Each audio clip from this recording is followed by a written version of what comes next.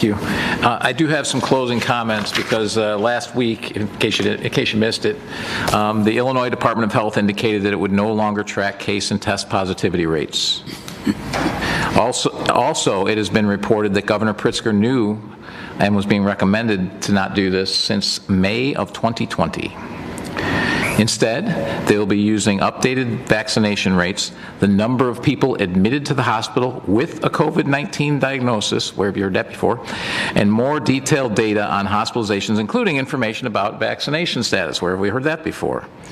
A reminder that since May of 2020, I have been pointing out that I was not paying attention to positivity rates because it was poor data and easily manipulated data.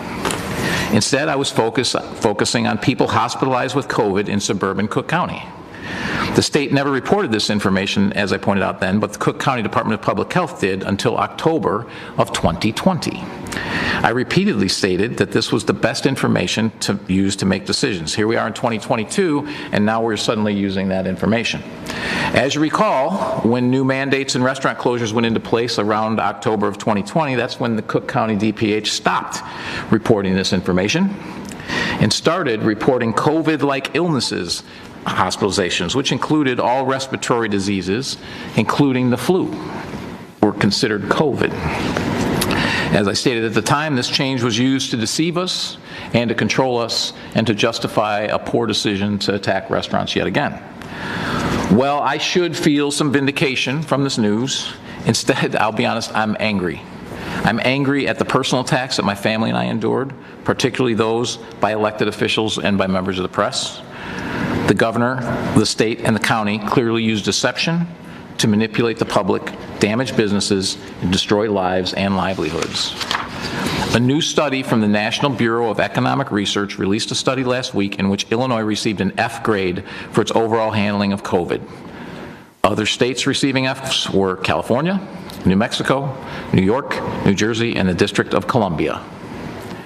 We ranked 24th in deaths per capita, so in the middle of the pack, but only 43rd on keeping schools open and between 43rd and 47th on all economic indicators. We paid a really high price for finishing middle of the pack. As noted, the stupidity of these actions were pointed out by many, and the science never supported them. The first few weeks were understandable back then because information was sketchy. By early April 2020, this was not true, and several mayors signed several letters urging the governor to take a different course. If only he would have listened. In April of 2020, I said that the scariest part of the entire pandemic was how quickly people were willing to give up their rights. That is still what scares me the most.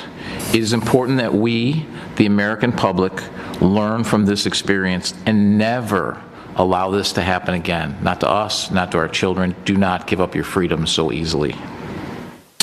On a lighter note,